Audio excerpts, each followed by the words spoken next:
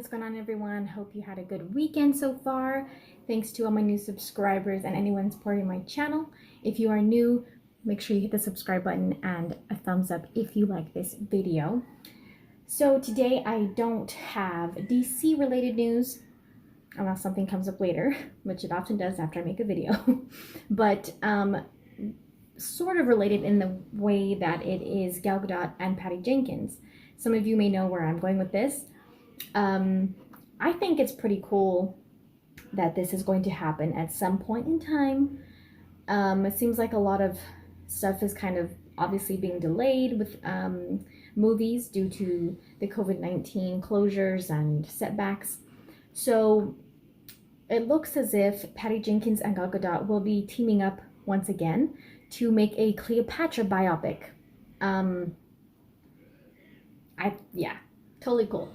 So this is not going to be a Warner Brothers film. It's actually going to be Paramount.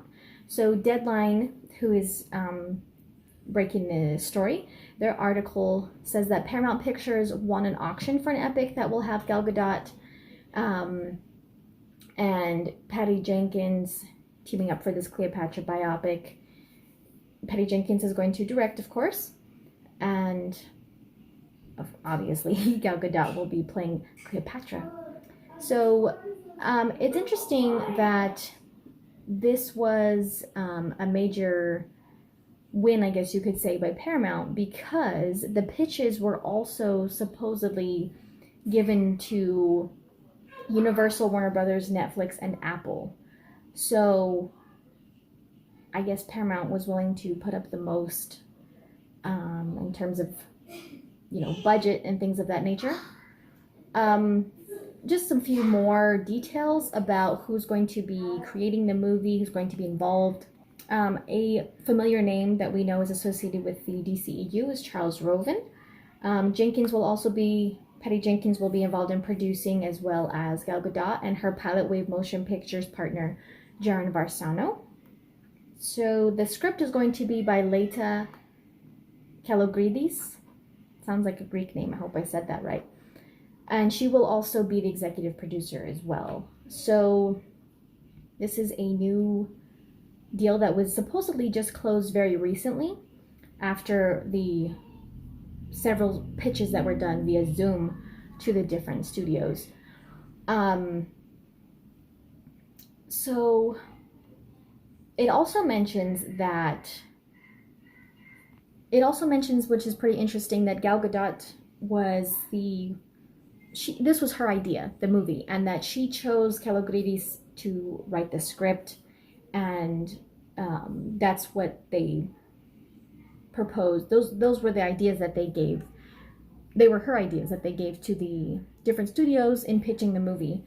So the article doesn't have too much details. It's just a couple paragraphs, but I think it's cool when, you know, actors and directors, when they kind of vibe together and they like to do other projects together, because then it's like, you know, I think fans kind of are a little bit more, I guess you could say, excited. Like maybe they have not higher expectations, but you're maybe a little bit more positive about how you feel about them working together if you're a fan of, you know, what they've done before.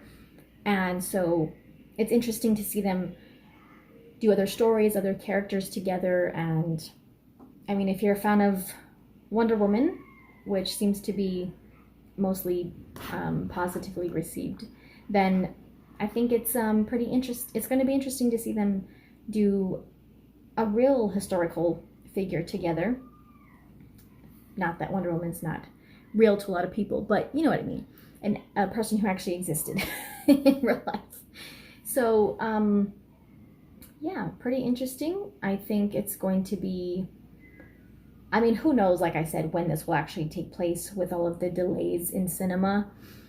I mean, there were a couple, Netflix and Apple, you know, those are obviously options to just stream instead of going to cinemas, to the big screen. But it seems like Patty Jenkins doesn't really want to do that.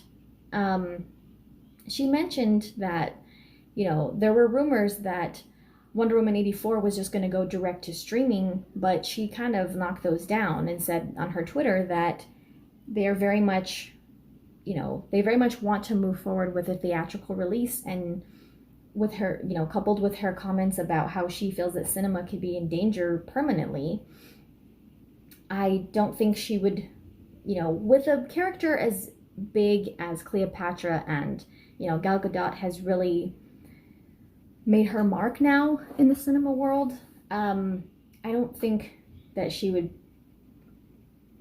really want to maybe go direct to streaming that route, unless there's maybe a smaller project, but this will probably be a pretty big project.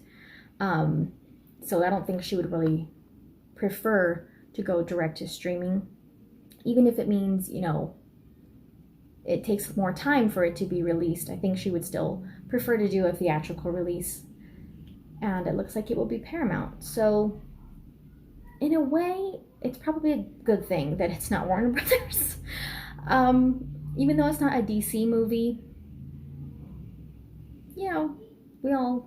and they do have, I know there's a lot of new executives in place and everything since what happened with Justice League, but maybe it'll just be better to, maybe they'll give her some more freedom to do what she wants to do with the movie and the scripts that they've, kind of started on, or the ideas that they've laid out, at least for the script. But I wouldn't be lying if, if they say that at some point they announce not announce, but maybe, it becomes known who the costume designer is going to be, I nominate Michael Wilkinson. His costumes are amazing in the DCEU. He also did Aladdin. So, yeah. Obviously, costumes are going to be a big part of a project like this. And so, I would love to see him work on that movie.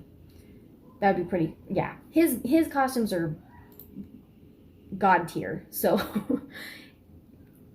Michael Wilkinson, I'm pulling for you for costume design. But that's all I have for right now. So, again, thanks for watching, liking, subscribing. I appreciate it. Stay safe out there, guys, and we shall see you next time.